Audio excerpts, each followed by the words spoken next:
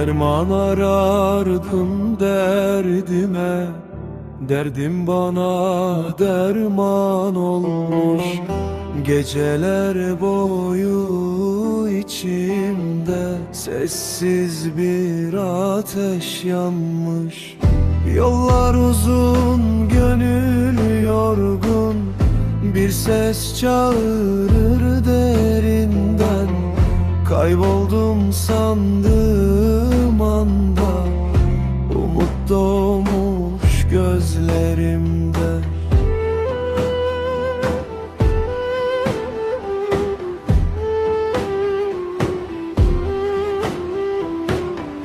Ben seni uzak bilirdim, meğer kalbimde saklıymış.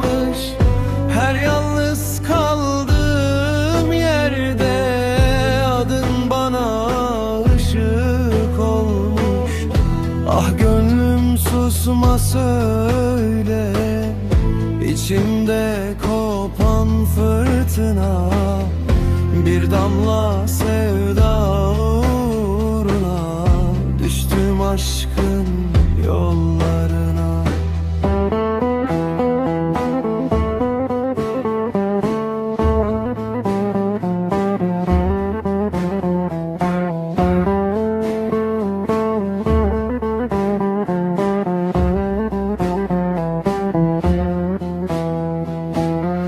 Derman arardım derdime, derdim bana derman imiş. Kırılan her bir parçadan yeni bir ben doğar imiş. Yollar uzun, gönül yorgun, bir ses çağır derinden.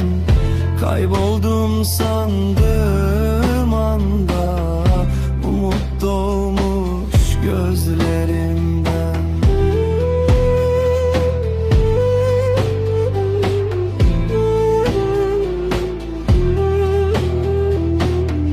Ben seni uzak bilirdim, meğer kalbimde saklıymış.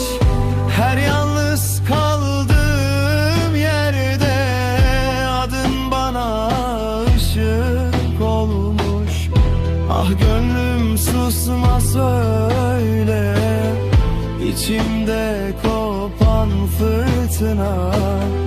Bir damla sevda uğruna düştüm aşkın yollarına.